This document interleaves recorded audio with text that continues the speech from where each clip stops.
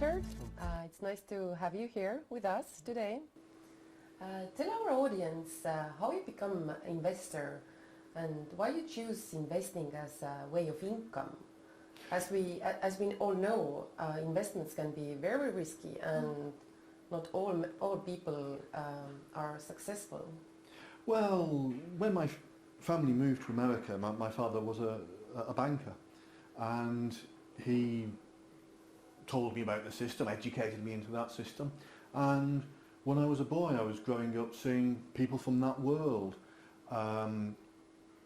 They were people who dressed immaculately, beautiful suits, nice shirts, nice ties, nice watches, but more than that they knew how to wear those things. They exuded a confidence and a dignity.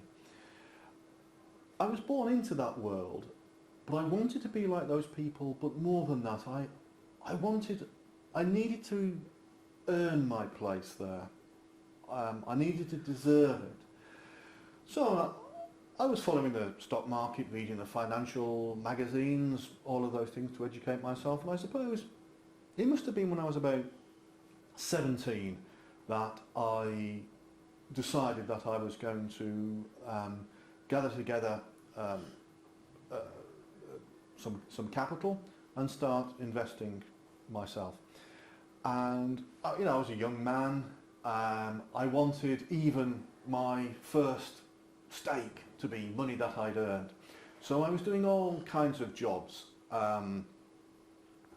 Busboy, I was selling tickets for the circus, delivering pizza, all of those jobs that young people do. And I got together, it was about $4,000, which in those days, it wasn't a fortune, but it was a significant amount. And I invested it. And from that investment, I was able to pay my way through college. I took my father's advice on investments, but it wasn't so much that he told me, buy these shares, buy those shares. That wasn't what he taught me. It was the methodology. You asked about risk. An investor isn't a gambler. An investor studies meticulously. He eliminates risk as much as possible.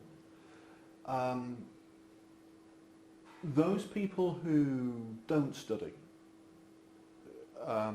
those who gamble, they're the ones who fail. And within what we might call the investment world, those people are, 5%, something like that. No, it's not about risk. Thank you for your answer. As far as I know, at this moment, you are a rightful owner of Watford Co-op Holdings, which includes New Millennium, Wind Energy, Marijuana Diet, and EDV Recycling and Gold Mine B&D. All of these companies are operating in very different economical sectors, also different countries. Which of these companies these companies is the most successful and why? I mean, just now I couldn't say that I had a favourite. It's not like that. And as you say, they are operating in different countries, different regimes. They have different structures, and they are exploiting opportunities in completely different fields. Each of those four, over the next decade, next 12 years or so, what might say medium term, they are looking at almost unlimited opportunities for growth and increased earnings. So I wouldn't like to say now which one I predict to be the most effective over that time. We'd have to look. You'd have to come back and speak to me again in maybe 10 years' time, and then we'd know. Are you currently considering new directions, and what are your plans with the holding itself? Well, all the time I'm meeting people who are offering projects. They're seeking investment all the time. But not long ago, Kickstarter enabled people looking for investments for startups to make the whole process much, much easier. But we're a little bit different. We're not looking to make new startups or to find startups. What we're looking for are people with a proven track record, proven capabilities, and an existing opportunity that they're already exploiting, but just need that investment. A good example would be New Millennium Wind Energy. They came to us with what they call first ever turbine. A new project. It's a particular kind of turbine that can exploit a new opportunity because it can be deployed almost anywhere, particularly in crowded urban environments. So it's a very good project because, as you know about electric generation, the closer you are generating to where the electricity is going to be used, it's instantly much more efficient because you're not losing electricity and resistance in long, long wires. So that's the kind of model. A couple of days ago, I did meet someone who's got a very interesting business in artificial intelligence. But I think we need to leave it a little while before I can say anything definite about that. You'll have to come back in a while before we've got any news on that one. Tell us about New Millennium Wind Energy. Well, it must have been about 2013. Yes, it would have been 2013. I met Drew Tucker, and Drew Tucker is quite a guy. I know it was that date because the reason I met him was that he had this big project he was looking to complete in Kansas, and at that time the state had withdrawn subsidies and support for wind energy and renewables and alternative energy sources. So he was looking for a conventional investor to enable him to complete this project, and it was a good project. And Drew Tucker, he is a great engineer. He is one of the world's greats. He was leader in the Atlas space rocket project and on B-2 bombers. But that is his sphere of excellence. He's an engineer. He's not a great business manager. So what we were able to do when we invested in his business was to bring in a team, to give him a team of experienced and competent managers. And now it's Calvin Cooper who's heading up that team. And he's brought that on tremendously. It's been great growth. We're not into retail sales anymore. What they're doing now is much larger project, installing significant big power plants around the world, not just Kansas, but globally. You have purchased also EDV recycling company, which collects ocean plastic. So it's actually showing your interest in environment. What do you think about ocean's pollution? Well, in recent months, this has become one of the big topics. Everyone's talking about plastics, and particularly plastics in the ocean. But this is going back a few years now. It was Liam Liu who I met with this one. Again, a really impressive man. And he was talking about this ahead of his time. And he explained it to me. He gave me irrefutable arguments about what the problems were and what needed to be done. And a project, and yes, we needed to get involved.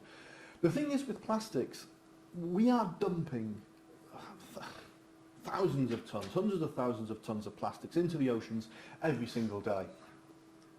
And it's building up, it's accumulating in the oceans. And it's not just the turtle with a plastic bag over its head. These things are degrading and becoming little particles, and they're polluting and poisoning all of the creatures who live in the sea. The fish, the birds. In the Arctic there are seals that are producing toxic milk for their cubs. We have to do something. Liam Liu, over the last few years now, he's built up a number of collection points for plastic pollution. An example in Haiti, where they've been able to employ literally hundreds of local people for these collection points, working with Plastic Bank and the Henkel Corporation. Yes, it's a big employer, and it shows that we can tackle these problems, not just because it needs to be done, because it's a worthy thing to do, but it can be done profitably, and that's what we've shown. Not all businessmen actually share the same opinion. There are like many industrialists who are actually thinking that ecological problems and climate warming, it's so exaggerated, and I really hope that in coming decades the situation will change. Yes, I agree with you, and I think things are changing. I can understand how people may, yes, think there's some exaggeration, some hysteria and everything, but these problems are real, and they are massive, and they're getting worse. The business community, and it's not all of the business community, but yes, still this kind of a short-termism still persists, and that is the culture that we must change. Yes, what we're doing, it's a tiny, tiny, tiny contribution. Everyone must change, but I think they will, and that is why this area is such a potential for growth. Do you think your business model competes with the stock exchanges? Oh, no, I wouldn't be so naive as to say that it's competing with stock exchanges today, and it won't be any time soon before that happens. But we have attracted their attention, and there's always offers, IPO and partnerships with brokers. But the thing is, I've made that mistake once. When you look back at the crash of 2008, it's almost maybe like some people have forgotten it, but that was a devastating experience for a lot of people. Collapse of Lehman Brothers, Fannie Mae, many banks around the world either collapsed or on the point of collapsing. It was a horrific experience for a lot of people. For me personally, I lost almost all my assets. I was weakened by that. I was on the point of a nervous breakdown, and I think a lot of people will understand that. We learnt a lesson. It was a hard lesson. Not everyone has learnt it, but there was a speculative culture in banking and the stock exchange where people were bundling together worthless debts and selling them on in very complex packages, all kinds of derivatives which people didn't understand, and people lost a lot of money, and as we know, it brought the whole economic system to the point of collapse. What we're looking to do is to offer the investor stability and an ease of investment, to make things simpler. Also, really importantly, is to cut out that whole tranche of intermediaries. Those people who not only take too large a share of the investor's earnings, but also, as we saw in 2008, those people can give bad advice, they can behave with a recklessness that is, as we saw, catastrophic, potentially catastrophic. So what we're looking to do, really, what we're all about is enabling the prosperity to go to the actual investor. It's making those ordinary people who invest their money, to make those people rich. That's what we're about, not helping those intermediaries, the people in the city, the stockbrokers, no, the ordinary people. Most viewers are interested of the question whether the company share will depreciate, and what happens with the holdings then? Well, this is the most important question for any prudent investor, and it's why it's the reason I wanted to accept your invitation to interview today. it comes back again to being about stability. With a system that is dependent on those intermediaries and on rumours, the value of shares can fluctuate according to speculation, not according to the actual performance of a business, and certainly not what we should be looking at, which is the long-term performance of a business. So in recent days, we've seen an incredible wobble on stock exchanges dealing in Chinese shares. Just the last couple of days it has recovered as people have understood that those almost hysterical reaction was inappropriate. There has been a correction, but it's not always like that. One of the big problems that real businesses, relatively small businesses who are looking for investment face is a kind of a parasitic speculative investor. The classic example you'll learn about it at university when you're studying these things is you have, say, $1 million of investment from various people. You have a share value of $1 million and you go and buy a ship for $1 million. Richard's shipping company. But then a rumour will start, an instability, totally unreal. What it means is that your share price will go down. Maybe it goes from a total of $1 million to only $250,000. And then some raider, some hostile bid will come in and buy up those shares for $250,000. He then owns Richard's ship. But Richard's ship is still worth $1 million. So he closes the business down, sells the ship, makes an instant tremendous profit. But the shareholders and Richard have been robbed. That is what we're trying to get away from with the platform and our model of real investment. How can you evaluate the platform's work, and are you satisfied with the results? Oh, yes, satisfied, yes. The results have been greater than we expected.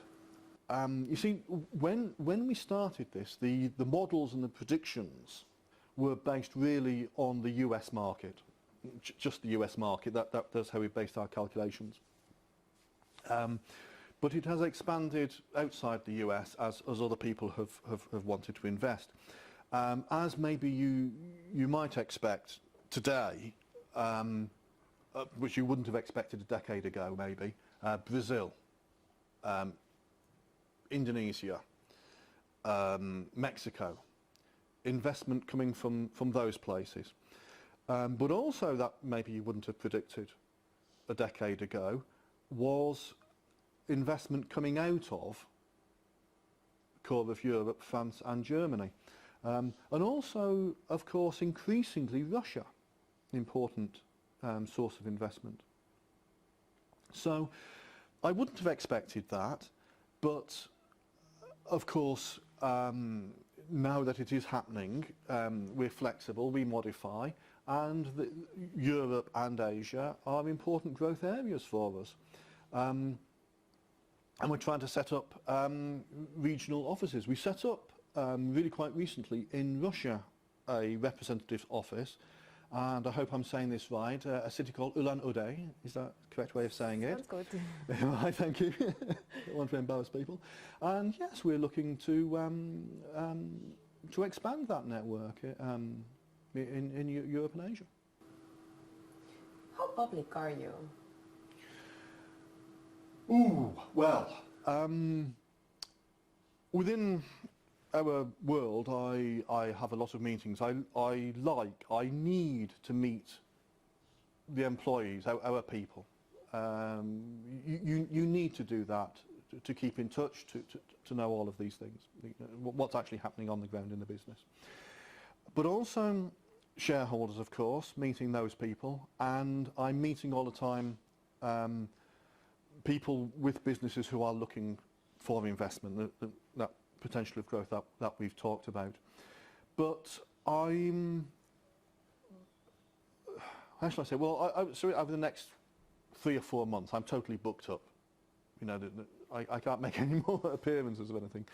When I look back over the last year, I've taken 150, 160 flights, something like that, and visited 11 countries. So it's been very busy, that. But I'm not one of these people who allows his secretary to make my opinions available to the press or anything like that. And I don't have a Twitter feed that's there to be exploited and interpreted the way, should we say, some politicians might do. No, none of that. We have learned a lot about you in this interview. Let me ask you a personal question. Tell us about your family. Oh, well, I've been married to Sarah now for 27 years, better not get that wrong. 2 children, Robert and Francis. Robert is in the army, he's a captain. He'll be coming out soon, and we've discussed what might be in his future. I think he, like me, he wanted to make his own way in the world, define himself, but I think he has done that. That is beyond question. And there is a part of me would like him to kind of come into the family business. I think that spirit of continuity, of long-term commitment, even through the generations, is, maybe I'm getting old. Frances, daughter, she's studying PhD. She is a marine biologist, and I am prepared to admit that I think maybe she has been a bit of an influence on me. She'll be getting married soon. She was a real mummy's girl, and they used to kind of gang up on me a bit. And her fiance, husband soon, he's a bit of an ally. He's a good man. Yeah, family. I've been lucky. Yeah. What car do you drive? Oh, I think you've been talking to Francis, haven't you? It's a Cadillac Escalade from 2017, so a couple of years old now. But I like it. It's practical, it's comfortable, I like the things in it. I had one before, the slightly older ones, which was a hybrid. This one you can only have a petrol engine. Next car might be whatever environmental car is available, but I'm not one of these people who changes his car every few minutes. I drive enough hire cars when I'm travelling around. No, it's a cosy car, I like it, you know. All right, thank you for sharing your experiences with us. I know that you're a very busy person, and I really enjoyed having the interview with us today. No, it was an absolute pleasure. I enjoyed it. And it was a good opportunity for me to be able to speak, and for our investors to see a conversation without it being mediated through, you know, Twitter or the media or something like that. So it was I enjoyed it too. Maybe do it again sometime. Sure. Bye-bye. Thank you.